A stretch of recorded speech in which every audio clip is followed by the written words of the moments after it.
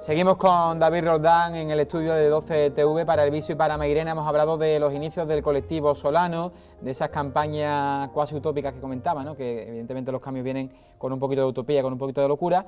Vamos a hablar del gran cambio que yo creo que supuso para el pueblo la no llegada del AVE. Empezamos por los orígenes. ¿Cuándo te enteras que hay un proyecto que pretende cruzar el AVE por la comarca de los Alcores? Bueno, nos enteramos ya casi al final, a escaso. El AVE se había llevado con una cierta cautela aquí en este pueblo, y cuando empiezan los hortelanos a plantear que tienen ese problema, que va a pasar un túnel subterráneo del AVE por el Viso, convocan una reunión y nosotros asistimos. Y hasta entonces no había habido prácticamente ningún planteamiento que cuestionara el túnel subterráneo del AVE a su paso por los Alcores, ¿no? Y nosotros, al conocer eso, tenemos una posición claramente enfrentada a la construcción de ese túnel, y no pensando solo en lo que pensaron los hortelanos, que a los hortelanos, cuando prácticamente le pagan, olvidan el movimiento. Nosotros no, nosotros íbamos primero por una filosofía también, un poco lo que te he hablado, ¿no? Si creemos que en un mundo como el que estamos viviendo podemos seguir consumiendo como lo estamos haciendo, mal vamos. Entre otras cosas porque el nivel de consumo que nosotros tenemos no es ni justo, ni universalizable, ni generalizable, no es ético, por tanto, ni siquiera es sostenible. ¿Pero qué tiene que ver esto con el AVE? Pues tiene que ver que el AVE era planteaba un modelo ferroviario tremendamente elitista, cuando lo que necesitaba nuestro país era el desarrollo de un modelo ferroviario que realmente vertebrara a los pueblos y que fuera un desarrollo ferroviario más sostenible, más basado en la cercanía, más asequible en el precio, un poco más en eso, ¿no? Pero el problema no era que el AVE fuera elitista, lo que se dijo, lo que se vendió en su día, es que el AVE iba a romper el acuífero. Sí, bueno, eso también, verá. Pero nosotros lo primero que decíamos es el hacer un AVE para hacer un trayecto simplemente que conecte Marchena con el aeropuerto de Sevilla es totalmente innecesario. ¿Por qué? Porque ya hay un AVE desde Madrid hasta Córdoba, que cuando llega a Córdoba hace una Y, una parte tira para la Málaga y otra tira para la Sevilla, ¿vale? Y hacer ahí un nuevo trayecto desde Marchena hasta el aeropuerto era totalmente innecesario, porque simplemente con una conexión que hubieran hecho cortita en Almodóvar del Río se ahorraban esos 10 minutos que querían ahorrarse.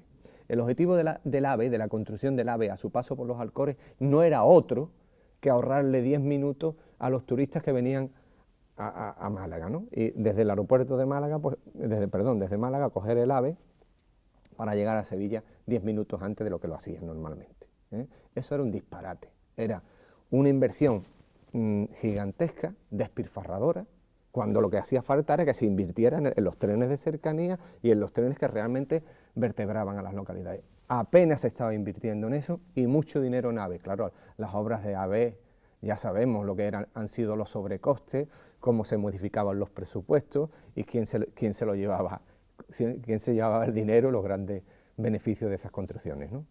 Entonces, nosotros criticamos la necesidad de ese trayecto. Y ahora después, una vez que se iba a construir, entramos de lleno en el impacto que iba a tener nuestra localidad.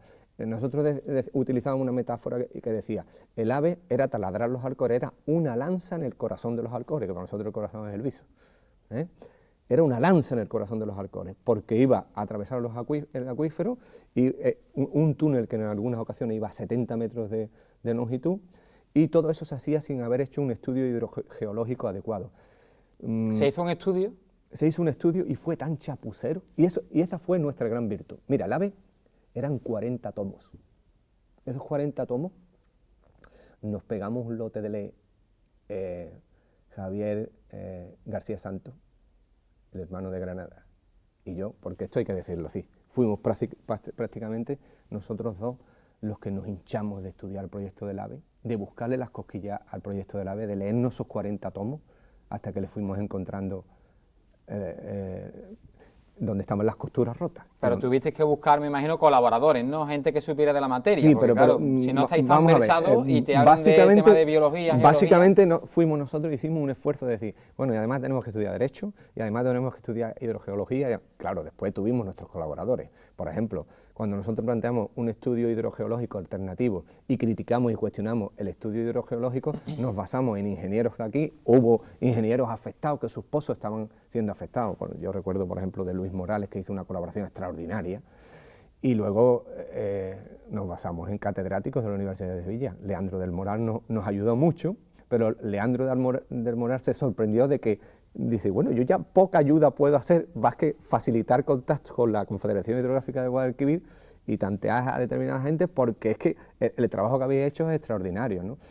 Nosotros veníamos a decir, el estudio que ha hecho la Consejería sobre el acuífero de los Alcores es un estudio chapucero, porque no ha entendido cómo es el acuífero de los Alcores, porque obvia el tema de los veneros, de la fracturación de la roca del Albero, y porque solo habían escogido 5 pozos, que habían sido los sondeados, los que habían medido, y sobre la medida del caudal de esos 5 pozos habían hecho una proyección generalizada a través de una simulación en ordenador.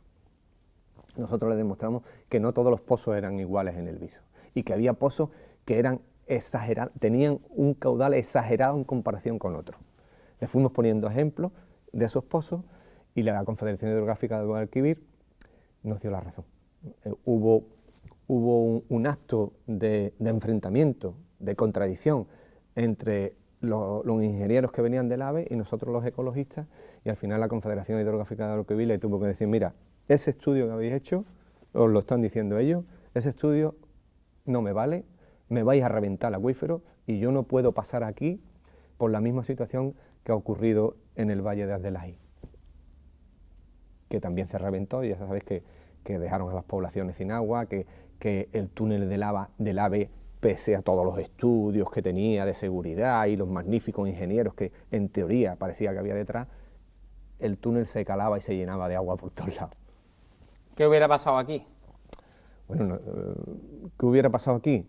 Pues que hoy nos podríamos encontrar con una situación donde hubiera muchos pozos que perdieran su caudal y muchas huertas que por tanto no tuvieran el agua necesaria para el riego de sus plantaciones, de la horticultura propia de aquí, de los Alcores, ¿no? Y yo creo que la huerta es uno de los grandes patrimonios que tiene nuestra localidad, aparte de que es una zona muy bonita, es una zona que oxigena nuestro pueblo y es una zona que ha dado mucho empleo. ¿Es una batalla ganada o es una batalla que está en stand-by? La del AVE totalmente ganada, no me cabe la menor duda, porque nosotros, el gran mérito de nosotros fue que gracias a nuestras alegaciones, que fuimos junto con algunos hortelanos particulares, los únicos que presentamos alegaciones fuimos nosotros, gracias a esas alegaciones y gracias luego al recurso que hicimos contra el plan hidrogeológico que había hecho la Consejería, gracias a eso fuimos retrasando las obras. Si no, las obras hubieran empezado en el año 2009. Si tenía todos los parabienes, tenía todo aprobado, el estudio de impacto ambiental, todo aprobado, salvo ese trámite de la confrontación con las últimas alegaciones el último recurso que nosotros pusimos. Y eso fue dilatando todo el proceso. Si no, posiblemente nos hubiéramos encontrado con que aquí le hubieran metido con la taladradora un gran bocado a la cornisa de los Alcores, habría parte del túnel hecho, pero inservible y obra abandonada. ¿Por qué? Porque luego vino lo que vino la crisis, vino el cuestionamiento de esas grandes obras y de los tramos que eran innecesarios. Este tramo, como digo, de Marchena al Viso, al final lo consideran innecesario, se abandona, y luego vino también otras circunstancias que también favorecen, cambios de gobierno, etcétera, etcétera. ¿En qué año fue todo esto? ¿En qué año empezó lo del AVE de los Alcores? Porque definitivamente se abandonó hace poquito, hace 4 o 5 años, pero sí, ¿en qué momento empezó todo esto? Empezó en el 2009 y terminó en el 2011. O empezó en el 2008 o 2011, por ahí. No recuerdo, en verdad, ya la memoria en eso, los años pasan tan rápido que se me olvida ya. ¿Os sentisteis arropados por todos los partidos del pueblo o hubo alguno al que le dolió más la cabeza? Bueno, al principio solo hubo 3 partidos que que nos apoyaron. Bueno, se creó una plataforma también ahí. Como digo, siempre hemos tenido esa filosofía de ampliar, que la ecología no sea solo cosa de uno. Creamos una plataforma de lucha contra el AVE, donde estábamos los ecologistas, pero también estaba el Partido Andalucista, el Partido Popular e Izquierda Unida. Quien únicamente no estuvo era el PSOE, que ya sabéis que desde un principio tenía una posición totalmente acrítica, no criticaba para nada las obras del AVE, ni siquiera las dio a conocer a la población, que es lo mínimo que tenía que haber hecho. Va a pasar esto, ¿qué opináis? Porque como se ve, hay más inteligencia colectiva en la población de lo que siempre creen los gobernantes, ¿no? Cuando las cosas se dan a conocer y hay cierta participación, pues las cosas pueden cambiar, ¿eh? ¿A ti te ha pasado particularmente que por tu manera de ser o por tu forma de ver la vida, por tu ideología ecopacifista, que algún político del pueblo o algún partido te hayan tachado de contrario o de mosca cojonera, por así decirlo, si me lo permite? Bueno, eso prácticamente. ¿Te ha pasado con alguno? Porque me me imagino que, no sé, en su momento ese partido pensaría que tenéis algo personal para quitarlos del gobierno. Claro, eso piensan todos, que nosotros siempre somos satélite de alguien, ¿no? Siempre se ha pensado que Solano no tiene. Solano, cuando juega un papel de crítica contra el poder establecido a nivel general y a nivel local, por supuesto también, siempre, bueno, me critica porque estará con los otros, ¿no? ¿Tenéis algún carnet de partido político? Por ejemplo, en tu caso, ¿tú estás afiliado a algún partido? Yo no estoy, nunca he estado afiliado a ningún partido político. ¿Hay Nunca, algún partido nunca. político de los tres que han estado en el gobierno al que no le hayas criticado algo? ¿O no le hayas hecho alguna recomendación de mejora? No, yo creo que Solano ha criticado a todos los partidos políticos. También a Izquierda Unida, ¿no? Por supuesto. Bueno, la semana pasada hicimos una crítica muy fuerte, ¿no?, sobre el tema del matadero, ¿no? Lo que estábamos planteando es que, oye, no se puede ser débil con el fuerte y fuerte con el débil, ¿no? Aquí estamos constantemente viendo cómo a gente que intenta ganarse la vida y que lo hace de la mejor manera que puede, vendiendo castaña, vendiendo flores, vendiendo ajo, pues se le multa, con multas muy gordas, de venta de productos sin licencia, se le dice. Son hasta 3.000 euros lo que hay de multa por eso, ¿no? Y luego vemos que hay grandes empresas que funcionan sin ningún tipo de licencia durante años y años, porque lo del matadero viejo es clamoroso. Es clamoroso. Aquí el matadero viejo ha estado durante un montón de años sin ningún tipo de licencia, pues produciendo ahí una carne, generando una inseguridad alimentaria porque no tiene los controles que debiera de tener y contaminando el arroyo. ¿Cuál es la situación actual del matadero?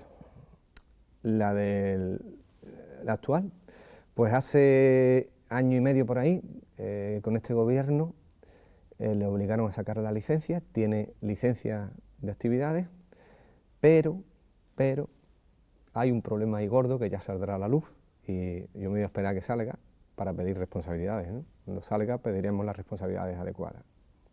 ¿De quién son esas responsabilidades? Pues entendemos que hay una responsabilidad en parte por la empresa, pero también en parte por los responsables políticos que han estado mirando para otro lado. ¿Responsables del Ayuntamiento, de la Junta de Andalucía? Del Ayuntamiento. Ha habido responsabilidades del Ayuntamiento muy gordas. Una actividad que es ilegal, no se puede mantener con tu complicidad, viendo que está contaminando el arroyo, que está denunciada esa contaminación del arroyo y que está en el juzgado de Carmona, que es la propia Fiscalía de Medio Ambiente quien se ha querellado contra esos vertidos, y no se puede burlar uno de la gente como se ha hecho. Es decir, los ciudadanos, la mayoría de los bisueños, pagamos unas facturas al Huesna que tiene la concesión del suministro del agua, pero también del saneamiento de las aguas sucias, de las aguas residuales. Nosotros pagamos un canon religiosamente. Ese canon tiene una función, es depurar las aguas para que las aguas de los arroyos y de los ríos vayan limpias, ecológicamente limpias. Bueno, pues las aguas de nuestros arroyos, nuestros ríos se han estado contaminando porque sistemáticamente aquí había una actividad contaminante. Y en vez de paralizar esa actividad y decirle, oiga, no, tenga usted su depuradora, usted puede crear los puestos de trabajo, pero cumpliendo con la ley y no fastidiando el medio ambiente. Pero no, aquí se ha priorizado el trabajo, aunque sea precario, por encima de todo.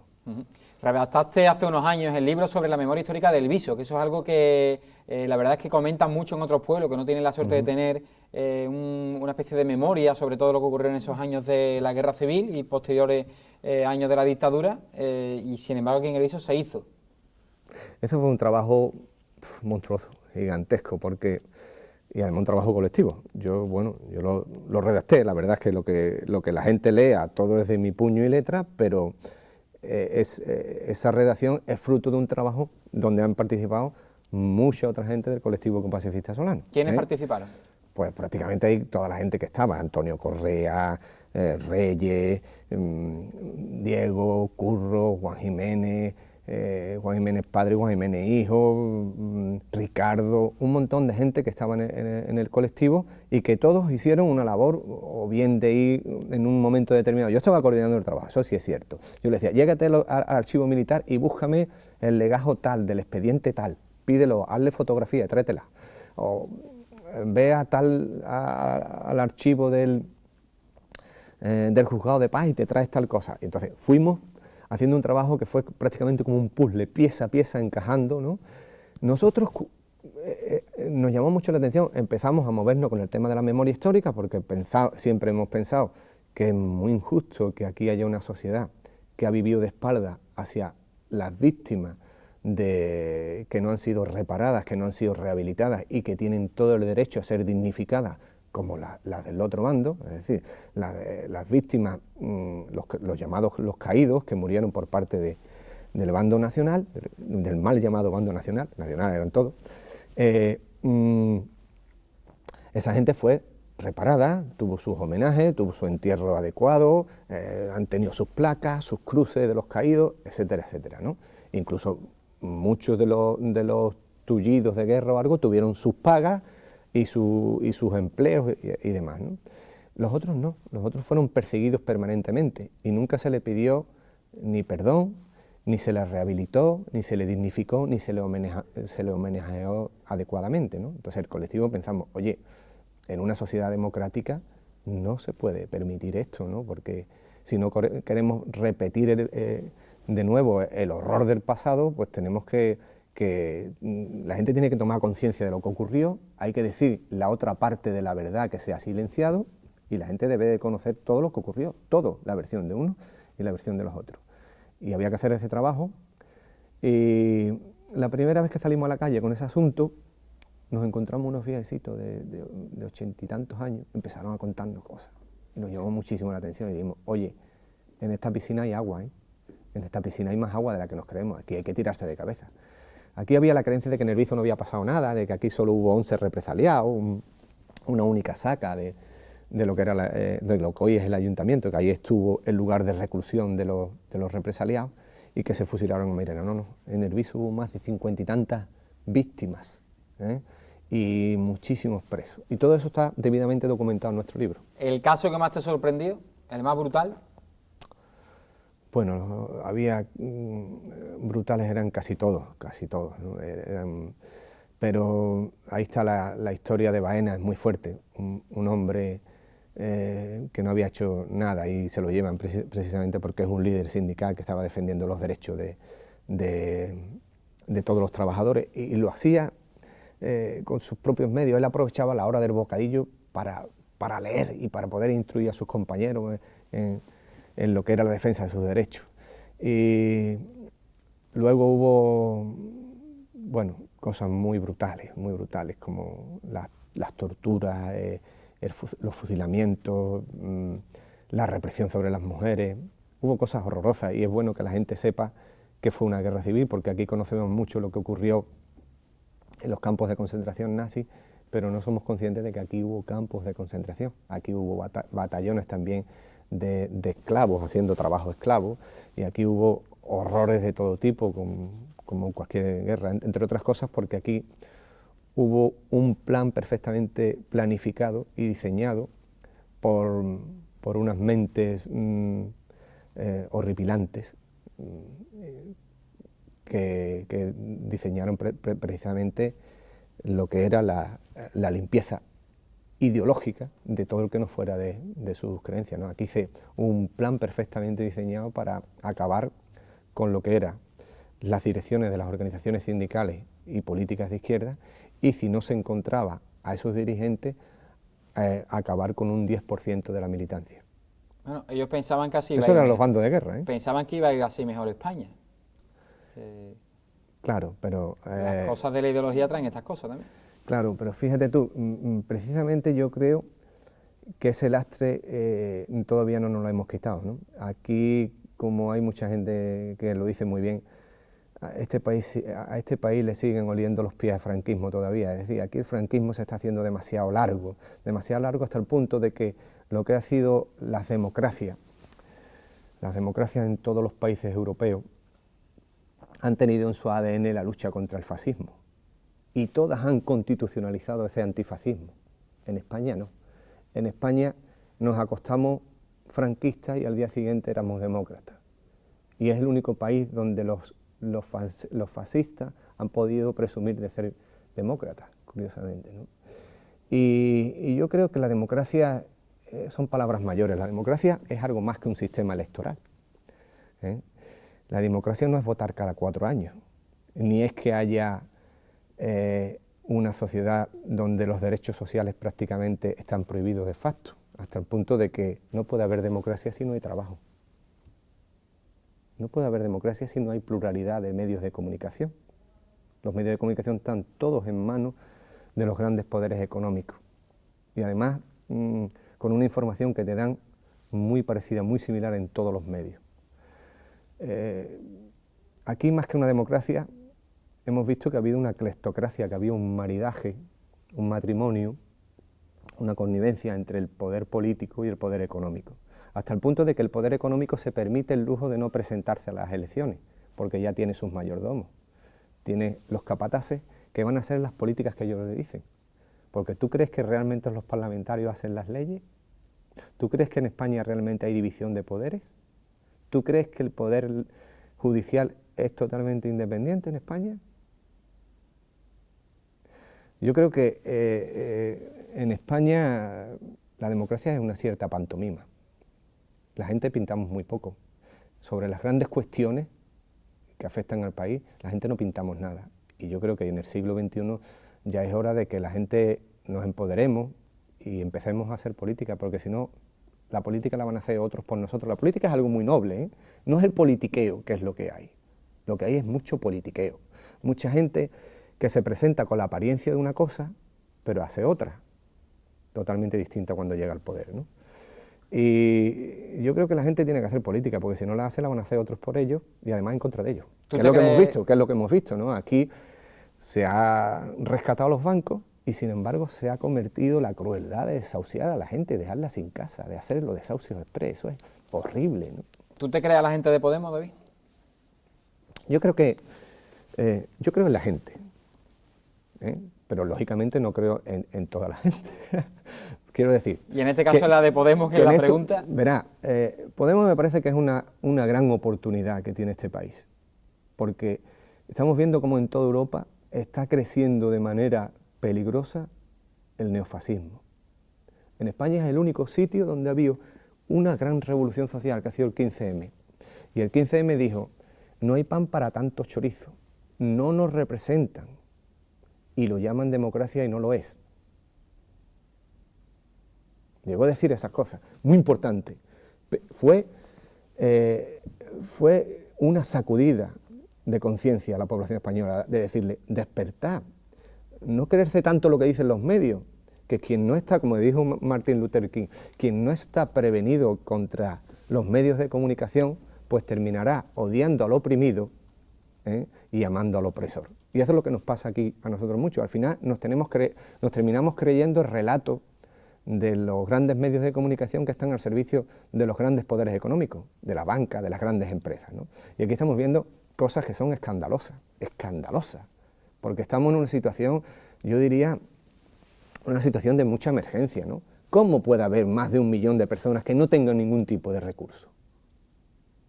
¿Pero cómo se puede permitir eso? Como un país que además es cristiano, ¿eh? Porque yo en ese sentido, yo soy cristiano, ¿eh? Lo que pasa es que yo soy un cristiano muy particular, yo soy un cristiano ateo, digo, ¿eh? Porque yo mi rebeldía contra esta sociedad tan injusta, que considero injusta, nació precisamente del cristianismo, de los valores del cristianismo. Y yo pienso que las personas tenemos una parte humana y otra parte animal, en el sentido de que, hoy lo que está primando es lo animal, en la persona y en la economía. ¿Por qué? Porque nosotros somos egoístas y esa es nuestra parte animal, somos avariciosos, estamos dispuestos a dar a veces la dentellada cruel, la competitividad, eso es lo que está primando hoy día en el mundo. Pero también hay una parte muy humana que es la compasión, la solidaridad, y es lo que falta, ¿no? Y yo no pienso que la solidaridad sea lo que se piensa que es desde los grandes poderes jerárquicos de la Iglesia. La Iglesia te dice que la solidaridad es la caridad, ¿no? No, no, no. La solidaridad es la justicia. La solidaridad no es la limosna del que anda sobrado. Y la solidaridad no se puede tener si tú no eres capaz de ponerte en el otro pellejo. Hasta el punto de que decir, la solidaridad no es una cuestión ocasional que yo hago. En este momento pues voy a dar un dinero que me sobra o voy a dar unos alimentos. No, no, no. La solidaridad es también tu actitud ante la vida. ¿Tú te rebelas contra la injusticia? ¿Tú apoyas a los pirómanos o estás de parte de los bomberos? Porque claro, no podemos decirnos que somos solidarios si al mismo tiempo estamos apoyando a gobiernos corruptos, a gobiernos indecentes que dejan a un montón de gente en las cunetas. Cuando digo las cunetas no me refiero a los de la memoria, sino a un montón de gente sin recursos. ¿Cómo puede haber un país tan rico, que ha llegado a ser hasta la 8ª potencia económica del mundo, donde haya más de 1,5 millones de personas que no tienen ningún tipo de ingreso, no entra ningún tipo de ingreso en esa familia? Y sin embargo aquí se rescata la banca y estamos dispuestos a hacer que nuestra deuda, que estaba en el 35% del Producto Interior Bruto, pase a ser del 100%. Un lastre que nos va a ser muy difícil salir de la crisis. Porque además creo que hay otra cosa, que hoy día no nos creamos que podemos salir a la crisis volviendo al modelo anterior, ¿no? Eso no va a ser posible. Entre otras cosas porque los modelos anteriores se han basado en el ladrillo y en una cosa que era barata y abundante, que era el petróleo. Hoy día el petróleo ya no va a ser ni barato ni abundante. Y sobre todo, otra cosa, hoy que estamos tan preocupados por los movimientos soberanistas y eso, resulta que nosotros hemos cedido nuestra soberanía voluntariamente, sobre todo en las cuestiones económicas, que nos atan de pies y manos y estamos totalmente encorsetados para aplicar políticas económicas que favorezcan a nuestra gente.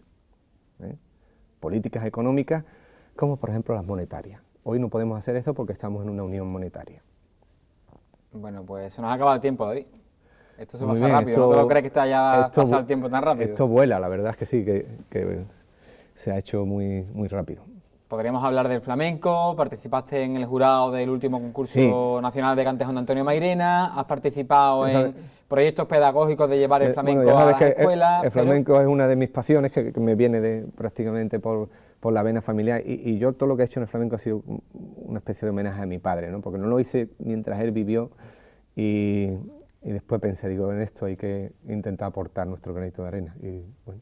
Lo vamos a dejar ahí, si te parece vuelves a venir de invitado a esta casa y volvemos a hablar de más aspectos de tu vida, de más aspectos del Solano y sobre todo de tu familia, de tus orígenes y del flamenco, que es tu otra pasión, que no nos ha dado tiempo de tocar. Muy bien. Las cosas de la televisión, tiempos oro. Bueno, pues nosotros emplazamos a la semana que viene, el próximo miércoles, traeremos un nuevo invitado que tiene mucho que ver con el flamenco, lo adelantamos, y que en este caso viene de Mairena, además un cantador de los primeros puntales del pueblo vecino. Hasta entonces, un saludo.